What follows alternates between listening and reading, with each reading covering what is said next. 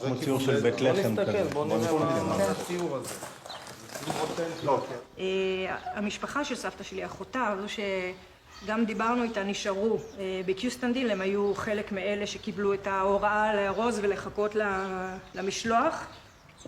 הסוכם שהם הגיעו מיהודי בולגריה, ונחתם הסכם סודי שב-10 למרץ שנת 43 ישלחו כ-9,000 מיהודי בולגריה למחנות, לפולין ולגרמניה, להשמדה. הם כבר ממש קיבלו ב9 בערב, הם קיבלו הודעה גם כאן בסמוקוב ובכל מיני ערים, הם קיבלו הודעה, הייתה פה, רוכזו באיזשהו בית ספר כאן, חיכו לעלות לרכבות, הרכבות כבר היו בתחנות. וזה היה עניין של כמה שעות שגם הנוצרים, וקיריל ממש נעמד באחת מתחנות הרכבת, לפני הרכבת, מול החיילים הגרמנים ואמר, פסוק מהתנ"ך, באשר תלכו אלך, your people are my people, your God is my God, ולא אפשר את זה. וכעבור כמה שעות הגיעה המשטרה לכל המקומות שבהם רוכזו היהודים, אמרו להם, אתם משוחררים, אתם יכולים ללכת הביתה, בוטלה ההחלטה. עכשיו, אני חושבת שאם קהילות אחרות היו מתנהגות ככה, אולי היינו שומעים על עוד הרבה סיפורים אופטימיים כאלה. זה איש של שפיות בתוך הטירוף הזה שהיה במלחמת העולם השנייה, זה באמת סיפור.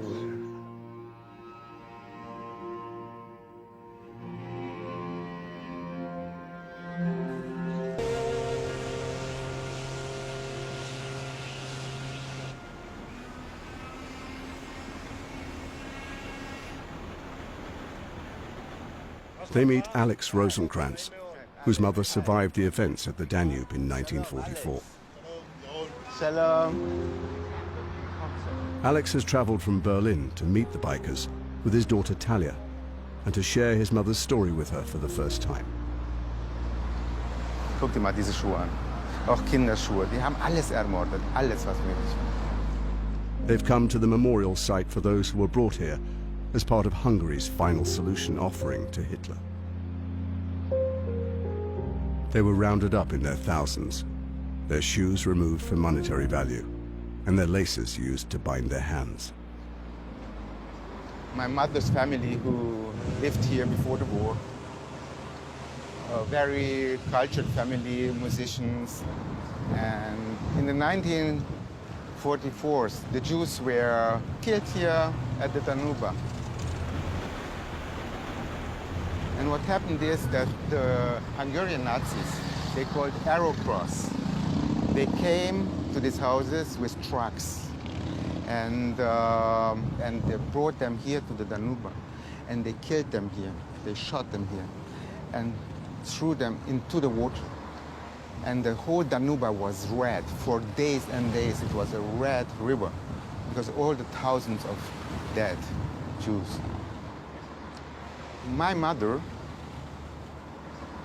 was sitting on one of these trucks, and what happened is that a German Nazi officer came by, saw my mother, who was so beautiful, and he forced her down from this truck and sent her back to the house, and so she survived. And all the others on the truck were killed here at the Danube. Nobody came back. That's the story of my mother, how she survived. She came after that into a labor camp where she escaped from that, and that's what I know. Not too many of our family survived. I was shocked. I didn't know what happened here. I've never heard the story. I didn't know how his mother was saved. It's a beautiful story in some way, and a terrible one too, of course.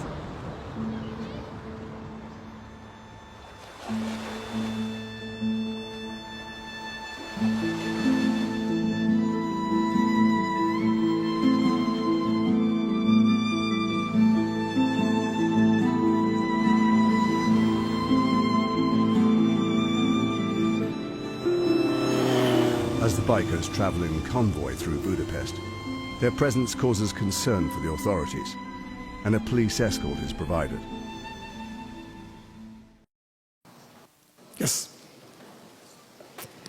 Good evening. I just wanted to say thank you for coming to campus tonight and presenting your point of view. It's always valuable to have two sets of views going on at the same time. Very useful. My name is Jumana Imad Musa Ahmed Al-Bahri, and I'm a student here at UCSD. I was reading your literature. I found that much more interesting than the talk. And I found some interesting things about the MSA, which is an organization that's very active on campus, and it is hosting our annual Hitler Youth Week. You should come out to those events. If you could clarify the connection between the MSA and jihad terrorist networks, because last I checked, we had to do our own fundraising, and we never get help from anyone. So if you could clarify the connection between UCSD's MSA, or if you don't have such information, if you could connect other MSAs on UCs, because the connection wasn't too clear in the pamphlet. Just if you could clarify. Okay. Will you condemn Hamas here and now? I'm sorry, what? Will you condemn Hamas? Would I condemn Hamas? As a terrorist genocidal organization? Are you asking me to put myself on a cross? So you won't. I actually have had this experience many times. You didn't read the pamphlet because the pamphlet is chapter and verse. The main connection is that the MSA is part of the Muslim Brotherhood network as revealed in the documents. I don't think you understood what I meant by that. I meant if I say something, I'm sure that I will be arrested for reasons of Homeland Security. So if you could please just answer my question. If you condemn Hamas, Homeland Security will arrest you? If I support Hamas, because your question forces me to condemn Hamas. If I support Hamas, I look really bad. If you don't condemn Hamas, obviously you support it. Case closed. I have had this experience, I had this experience at UC Santa Barbara where there were 50 members of the Muslim Students Association sitting right in the rows there.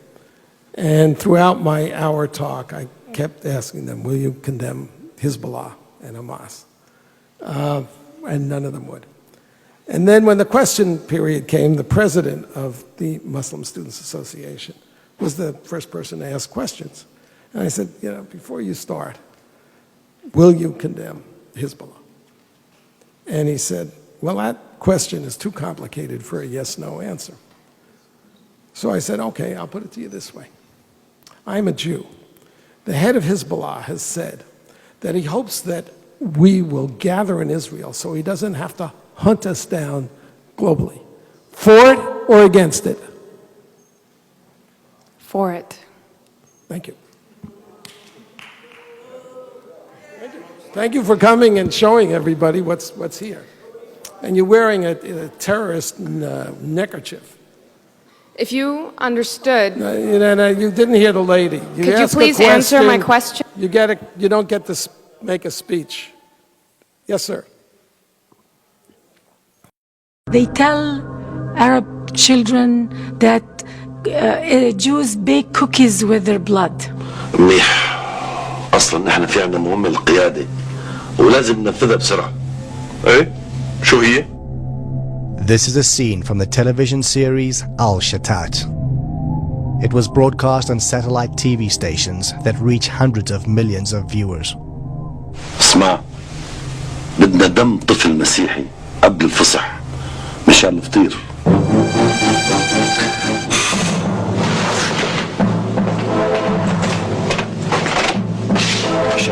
شالوه هذا شافكم؟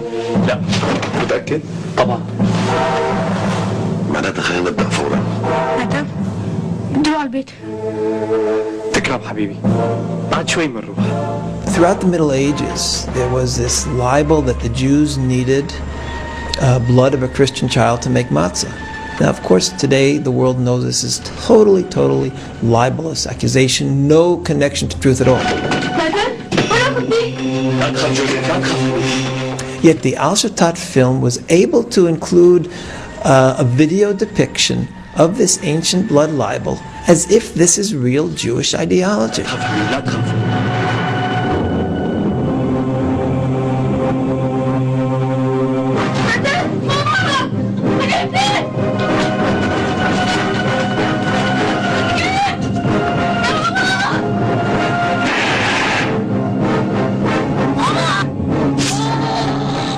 There is no shame in Arab media.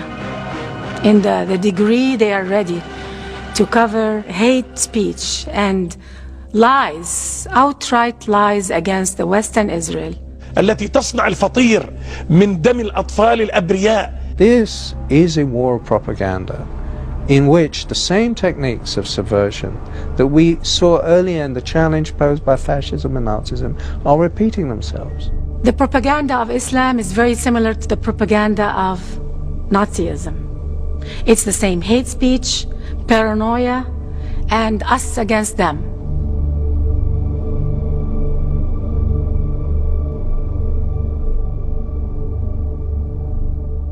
Here is a critical point that is generally overlooked. The anti-Semitism of the Nazis had a great appeal already in the mid-1930s to many Arab nationalists and Islamic fundamentalists. From the mid-30s, from 1936 on, Hitler and his propaganda sections made a great effort to win over the Arab peoples of the Middle East. We see that the undisputed leader of the Palestinian Arab national movement of the 1920s, 1930s and 40s, Haj Amin al-Husseini, the Mufti of Jerusalem, was a fervent admirer of Adolf Hitler.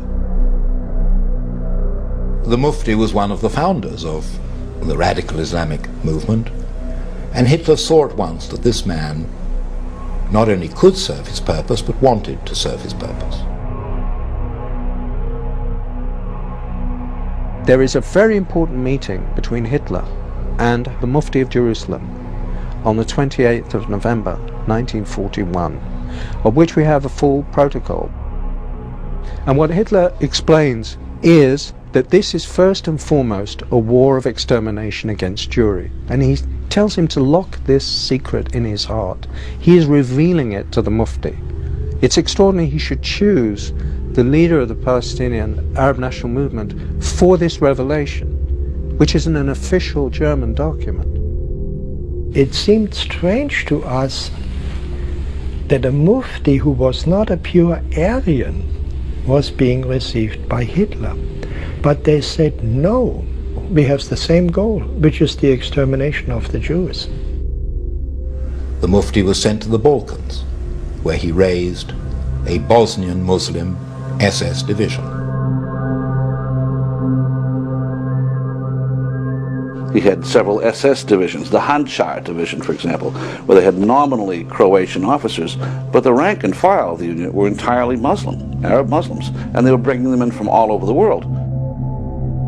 I was utterly astonished that the Grand Mufti of Jerusalem had raised a Panzer division of Bosnian Muslims to fight along the Waffen-SS.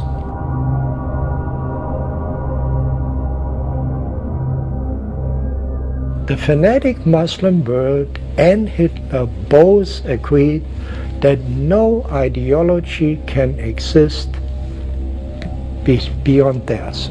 It's all-encompassing. A secular dogma like Nazism is less dangerous than this Islamofascism that we see today. It's less dangerous because Islamofascism has a religious twist to it. It says God the Almighty ordered you to do this, not the Führer, you know. So it is way more dangerous. It's trying to grow itself in 55 Muslim states. So potentially you could have a success rate of several Nazi Germanys if these people get their way.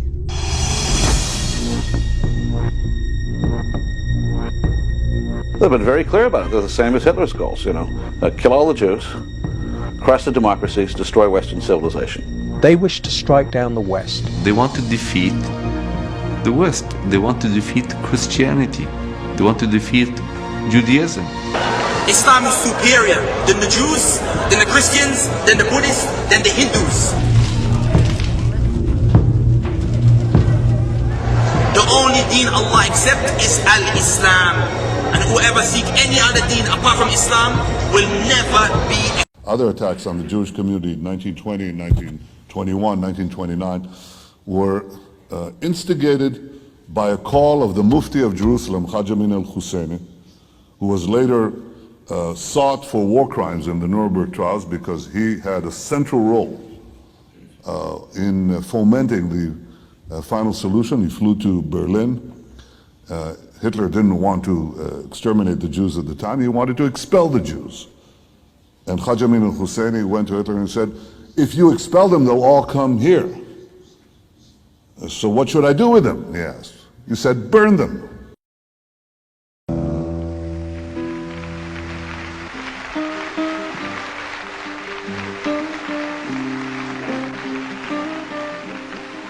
Leonard, talk a little about the Gypsy's wife. See, the Gypsy's wife was one of the last and swiftest songs I've written.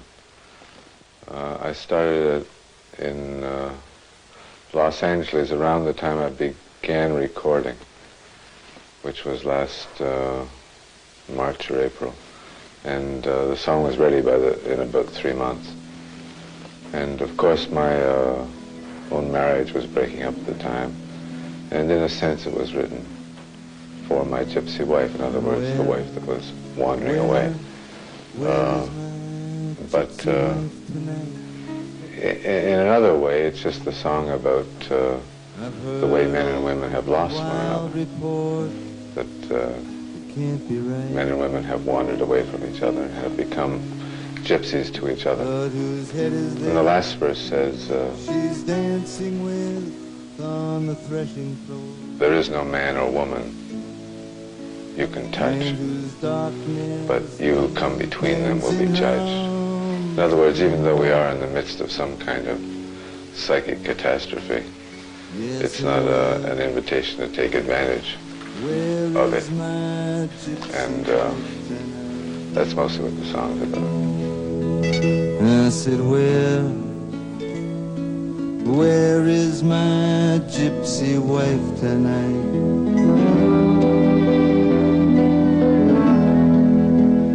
Ah, the silver knives are flashing in a tired old cafe. A ghost climbs on the table in her tattered bridal negligee. She says, your body is alive, your body is away. I raise my arms against it all, I catch the bride's bouquet. So where is my gypsy wife tonight?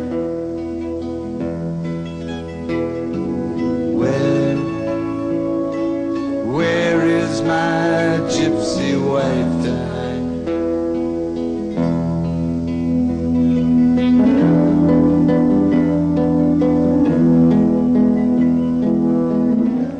Slowly I married her, slowly and bitterly married her love, married her body in boredom and joy. Slowly I came to her, slow and resentfully came to her bed, came to her table in hunger and habit, came to be fed. Slowly I married her, sanctioned by none, with nobody's blessings, in nobody's name, amid general warnings, amid general scorn. Came to her fragrance, my nostrils wide, came to her greed, with seed for a child. Years in the coming, and years in retreat. Slowly I married her, slowly I kneeled, and now we are wounded so deep and so well that no one can hurt us, except death itself. And all through death's dream, I move with her lips. The dream is a night, but eternal the kiss. And slowly I come to her. Slowly we shed the clothes of our doubting, and slowly we wed. These are the final days.